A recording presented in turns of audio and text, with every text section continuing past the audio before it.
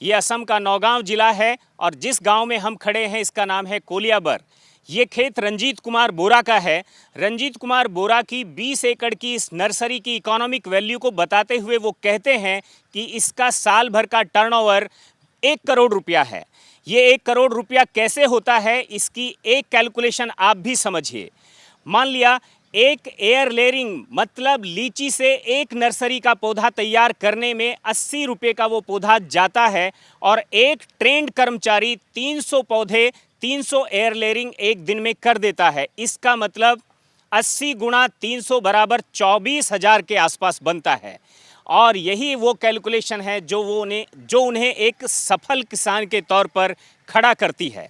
इसी के साथ साथ वो जो औषधीय पौधे हैं, गंधीय पौधे हैं, उनका एक्सट्रैक्ट निकालकर उस तेल को कैसे मार्केट तक पहुंचाते हैं।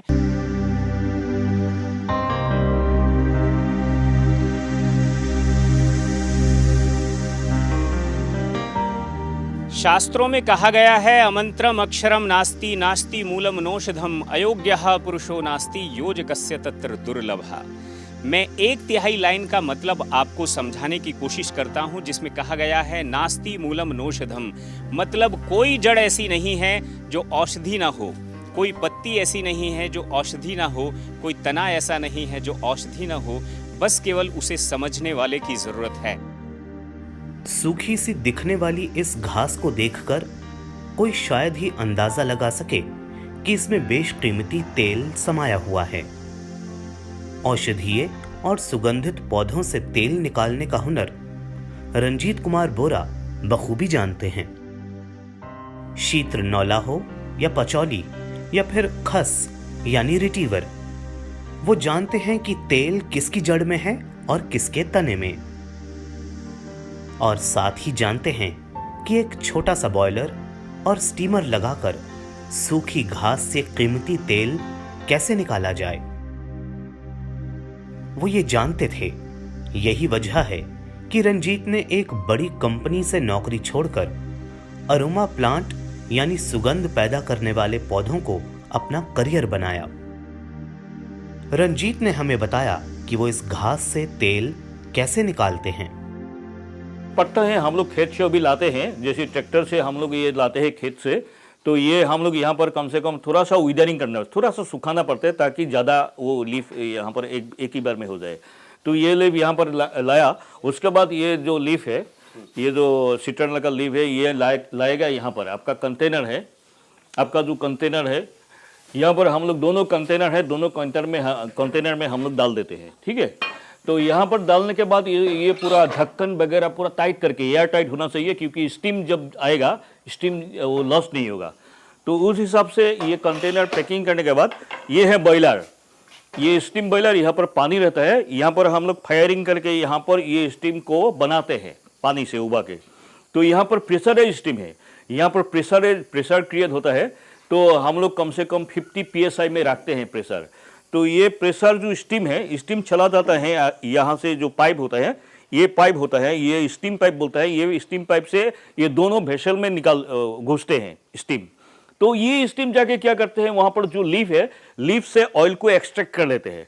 वो ऑयल एक्सट्रैक्ट करने के बाद जो पानी और ऑयल दोनों वेपराइज होके यहाँ पर ये कंडेंसर है, ये कंडेंसर यहाँ पर आपका ठंडा पानी रहता है हमेशा। वो ये ठंडा पानी आता है, ऊपर का ओवरहेड टैंक है, ओवरहेड टैंक बाहर में है, वो बाहर से जो ओवरहेड टैंक से पानी यहाँ पर हर समय आपका ठंडा पानी बह के रहता है।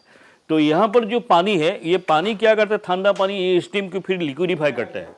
लिक्विडिफाई करने के बाद यहाँ पर जब स्टीम और ऑयल दोनों लिक्विडिफाई होने के बाद ये रिसीवर है, ये रिसीवर में जम जाता है। ये रिसीवर में यहाँ पर तेल और पानी दोनों एक साथ आ जाएगा। जैसे ऑयल लाइटर देन वाटर, ये वाटर से मतलब थोड़ा हल्का होता है, इसीलिए ऊपर का हिस्सा तेल रहता है और नीचे में पानी रहता है। तो यहाँ से आपका तेल हम लोग यहाँ से निकाल लेते हैं। ये है फाइनल प्रोडक्ट ऑयल सिट्रनला।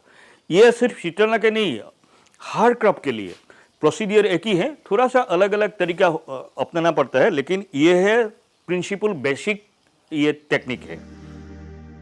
रंजीत ने हमें बहुत से सुगंधीय फसलों के नाम और उनकी खासियत का जिक्र करते हुए बताया कि वो कैसे 16 महीने में खस यानी रिटीवर की खेती से 1 एकड़ में लाख रुपए कमा लेते हैं। जमीन हल्की सी रेतीली हो, थोड़े से पानी की सुविधा हो तो रिटीवर की जड़ों का भरपूर विकास होता है, जिनसे 1 एकड़ में 20 लीटर तेल निकलता है। रंजीत बोरा के मुताबिक वो खस के इस तेल को 45,000 रुपए प्रति लीटर के हिसाब से 9 लाख रुपए में बेच देते हैं। ये जो क्रॉप है इसका नाम है सुगंध मंत्री। इंडियन ट्रेड नेम है सुगंध मंत्री, इंग्लिश नेम है होमालोमेना एरोमेटिका। इसका जो रूट है, ये रूट से बहुत वैल्यूएबल कॉस्टली एक ऑयल निकलता है। ये एरोमेटिक्स पर्पज यूज़ करता है। 1 लीटर तेल का दाम अभी इंडियन मार्केट में है 40,000, 40,000 टका। तो 40,000 रुपीज़ पर लीटर ऑयल का दाम है। ये एक्चुअली हम लोग का खेत कोई नहीं करता है अभी। गवर्नमेंट एक्चुअली ये करवाना चाहिए किसान लोगों से, ये खेत करवाना है, क्योंकि ये जंगल में मिलता है, जंगल में अभी ख़त्म हो जा रहा है। तो इतना वैल्यूएबल क्रॉप अभी हम लोग अभी कर रहे हैं, बहुत आदमी कर रहे हैं। तो ये एक्चुअली जंगल से कलेक्शन करके कर रहे हैं। तो इसका खेत करने के लिए सिर्फ हम लोग को ये जो डैम्प एरिया है, सेदी एरिया है, जहाँ पर छाया ज़्यादा मिलता है, और डैम्प एरिया जहाँ पर कुछ क्रॉप नहीं होता है, यहाँ पर ये सब अच्छा से होता है। तो ये फॉरेस्ट के लिए जो फॉरेस्ट विलेज लोग हैं वहाँ पर खूब अच्छी तरह ये उगा सकते हैं। तो ये जो क्रॉप है इसका सुगंध मंत्री, इसका बहुत अभी वैल्यू है, इंडियन मार्केट में बहुत डिमांड है। तो अभी हम लोग का यहाँ पर ये ख़त्म हो जा रहा है। इसीलिए मेरा रिक्वेस्ट है, ये कोई गवर्नमेंट स्कीम लेके इसको किसानों से करवाना चाहिए। रंजीत का दूसरा बड़ा काम नर्सरी तैयार करना है। यहाँ लीची और अमरूद के मदर प्लांट हैं। इन पेड़ों से एयर लेयरिंग के जरिए पौध तैयार की जाती है। एयर लेयरिंग यानी हवा में पेड़ से पौधे तैयार करने का विज्ञान। इसे आप भी आसानी से कर सकते हैं। रंजीत ने हमें एयर लेयरिंग करके दिखाई और फिर 1 महीने पुराने लेयर को काटकर एक पॉली पैक में किस तरह से तैयार किया जाता है ये भी बताया। ये जो ब्रांच है ना, ऊपर का हिस्सा का जो नोज होता है ना, इसका कम से कम मैक्सिमम 1 सेंटीमीटर नीचे, ये नोज का 1 सेंटीमीटर नीचे काटना है ना। तो 1 राउंड हम लोग काटेंगे यहाँ पर, दिखाई दिया ना, ये दिया है। ये काटने का टाइम ये ध्यान रखना चाहिए, इसका जो वुड पोर्शन ना काटे। वुड पोर्शन काटने से टूट जाएगा। सिर्फ वो ऊपर का छिलका को हटाना है। ये हटाने के लिए हम लोग 2 काट दिया है। अभी इसको 2 हम रिंग काट दिया। ये रिंग कट का बीच में जो ये छिलका होता है, इसको हम स्लाइसिंग कर देते हैं। हो गया। ये स्लाइसिंग करने के बाद कभी कभी ये अपने से निकल जाते हैं। देखे, ये घुमा दिया है छिलका को, देखे है ना कैसे। तो जब दीजिए तब तो ये छिलका आसानी से निकल जाता है। हो गया, ये निकल गया। तो यहाँ पर ये निकलने के बाद कभी कभी इसका जो छिलका का जो ग्रीनिश पोर्शन, हरा जो पोर्शन होता है, ये कभी कभी रुक जाता है। इसको हम स्क्रैपिंग करके इसको निकाल देना है। नहीं निकालेंगे तो फिर क्या होता है, मिट्टी बांधने के बाद यहाँ पर रूट नहीं आएगा, वो छिलका भर जाएगा, छिलका कवर कर देगा। जैसे कोई हम लोग का जैसे शरीर में कुछ काटना है, वो फिलअप कर देता है ना शरीर अपना आप, ये भी कर देगा। ये मिट्टी में मिलावट है। क्या क्या मिलावट है? यहाँ पर रूट हार्मोन दिया गया है। अच्छा, रूट हार्मोन मार्केट में मिलता है। अच्छा, अलग अलग नाम से इसको मिलता है। जैसे रूट हार्मोन बोल के मिलता है, कोई रेतोन बोल के मिलता है। हाँ, कभी कभी ये जैसे हार्मोन 1, 2, 3 बोल के मिलता है। ये अलग अलग नाम से आपको बाजार में मिलेगा। रूट हार्मोन बोलने से आपका दुकान में मिल जाएगा, छोटा छोटा डिब्बा है। ये लगाने का एक तरीका है, लेकिन रूट कहाँ से निकलेगा यह ध्यान रखना है। ये जो ऊपर का हिस्सा है ना, यहाँ से रूट निकलेगा। यहाँ से जब रूट निकलेगा तो यहाँ पर मिट्टी होना चाहिए। हमेशा ध्यान देना है। ये यहाँ पर देखिए मिट्टी थोड़ा हम ऊपर डाला है, देखिए ये मिट्टी हम ऊपर डाला है, ताकि यहाँ से जब रूट निकलेगा पूरा मिट्टी में आ जाएगा। ठीक है, इस हिसाब से हम इसको लिपट देंगे टाइट से, टाइट करके। तो इसको हम मच्छर को प्रोटेक्ट करने के लिए, जो मच्छर है इसको प्रोटेक्ट के लिए हम लोग पॉलीथीन पे रैपिंग कर देंगे मिट्टी को। नहीं तो क्या है, ये सूख जाएगा ना। ये रैपिंग करने का टाइम ये देखेंगे, ये सुविधा के लिए हम ऊपर का पत्ता थोड़ा निकाल दिया है। इसको पूरा टाइट से देखे ना, ये हम अभी रैपिंग कर दिया सीधे, ये एक साइड हो गया ना। अभी अब क्या करेंगे, दूसरा एक टेक्निक है, ये तो थोड़ा ढीला रहेगा ना, अभी एक बांध दिया है, इसको हम थोड़ा सा ये टाइट करेंगे।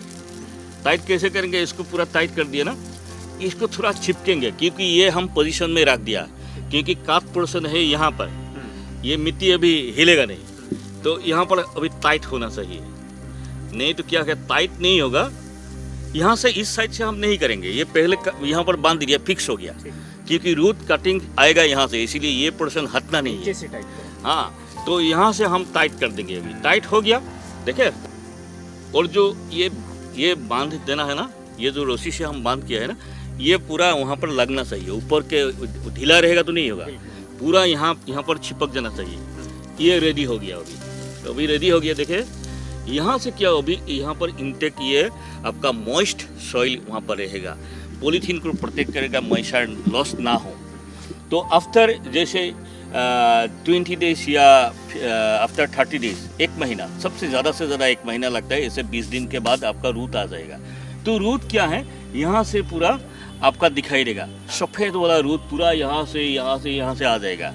ये जो है 1 महीना पहले इसका जो ये लेयरिंग किया गया था, तो लेयरिंग जैसे हम लोग अभी पहले दिखाया था आपका, लेयरिंग का जैसे जो पर्सन में हम लोग पॉलीथीन बना था, हम बोले थे ना 1 महीना बाद इसका पूरा रूट दिखाई देगा। और पहले सादा वाइट कलर का रूट डेवलप होता है, जब ये काटने का लगेगा, मेच्योर्ड रूट हो जाएगा, तब इसका ब्राउनिश कलर डेवलप होता है। ये आप देख रहे हैं ना, पूरा ब्राउनिश कलर जैसा आ गया है, अभी सफ़ेद वाला रूट है नहीं, अभी इसका काटने का लायक हो गया, मतलब मेच्योर्ड, इसको काटने से मरेगा नहीं। तो हम लोग इसको कैसे काटेंगे, ऊपर का काटने से नहीं होगा, ये नीचे में जूर सहित, तो जो जब ये जड़ है, उसका रूट है, रूट का साथ हम लोग काटना है, इसको हम लोग काट देंगे, सीके साथ देके काटना पड़ता है। ये देखिए काट दिया, ये हो गया आपका, ये पूरा रूट हो गया, एक अलग सा पौधा हमको मिल गया है। ठीक है, अभी इसको क्या करना है, हाँ, ये जो अभी मेच्योर्ड रूट हो गया, इसका ब्राउनिश कलर डेवलप हो गया, इसका मतलब मेच्योर्ड हो गया, इसको काटने से मतलब ये मरेगा नहीं। अभी इसको जैसे हम लोग काट करके ले आया, इसको पॉलीथीन को हटाना है, 2 माथा हम लोग जब काट देंगे रस्सी को, तो ये निकल जाएगा। ये आसानी से, मतलब ध्यान से निकलना है, ताकि रूट ना टूटे, रूट टूट जाने से फिर मर जाएगा। इसका जो मिट्टी है, हम लोग ये केयर लेना है, मिट्टी को तोड़ना नहीं है, क्योंकि इसका जो रूट है बहुत सख्त होता है, ये जल्दी से टूट जाता है। तो आसानी से इसको हम लोग निकालने के बाद, इसको पॉलीथीन बैग में मिट्टी जैसे हम लोग रखते हैं, मिट्टी भराते हैं, वो पॉलीथीन बैग में इसको इस हिसाब से मिट्टी डाल के लगाना है। एयर लेयरिंग क्या है? पेड़ से पौधे तैयार करने के लिए कई प्रकार की तकनीकों का इस्तेमाल किया जाता है। Cross breeding, grafting, air layering इसमें प्रमुख तकनीकें हैं। एयर लेयरिंग तकनीक एक और पौधा बनाने के सभी तरीकों में से एयर लेयरिंग प्लांट एक सरल, आसान तरीका है। ये एक अलैंगिक प्रक्रिया है। अनुवांशिकी सामग्री को सीधे नए जड़ वाले तने में स्थानांतरित किया जाता है। प्रत्येक पौधा अलग अलग होता है और विधियों के लिए अलग अलग प्रतिक्रिया करता है। एयर लेयरिंग विधि से एक ही पौधे से 40 से 50 पौधे तैयार किए जाते हैं। पौधे की पेंसिल जितनी बड़ी टहनी को 1 से 1.5 फीट के ऊपर से 2 से 3 सेंटीमीटर तक की खाल को बडिंग नाइफ से उतार दिया जाता है। उसको टहनी के ऊपर पारदर्शी पॉलिथीन से लपेट दिया जाता है, जिसके करीबन 1 महीने बाद उसमें से जड़ें निकलना शुरू हो जाती हैं। ऐसे में उन जड़ों को 2 स्टेज में काटा जाता है। पहले जड़ों को आधा काट कर छोड़ दिया जाता है और बाद में उन जड़ों को पूरा काट दिया जाता है। उनको पहले से तैयार किसी अन्य पॉलीथीन में पौधे के रूप में लगा दिया जाता है। एयर लेयरिंग विधि से लगाए गए पौधे महज 3 से 4 साल में ही फल देने लग जाते हैं, जबकि बीज से लगाए गए पौधे 5 से 6 साल बाद फल देना शुरू करते हैं। इस विधि के माध्यम से जो गुण मातृ पौधे में होते हैं वही नए पौधे में होते हैं, जबकि बीज से लगाए गए पौधों में मातृ पौधे से अलग भिन्नताएं निकल आती हैं। इस विधि से बेहद कम कीमत पर किसान बागीचे भी तैयार कर सकते हैं। रंजीत ने बताया कि उनका एक कर्मचारी 8 घंटे में 100 लेयरिंग कर देता है। लीची के एक पौधे की थोक कीमत 80 रुपए है। मतलब साफ है कि इस हिसाब से रोजाना 100 एयर लेयरिंग भी की जाए तो एक सामान्य व्यक्ति रोजाना 8,000 रुपए तक का काम कर सकता है।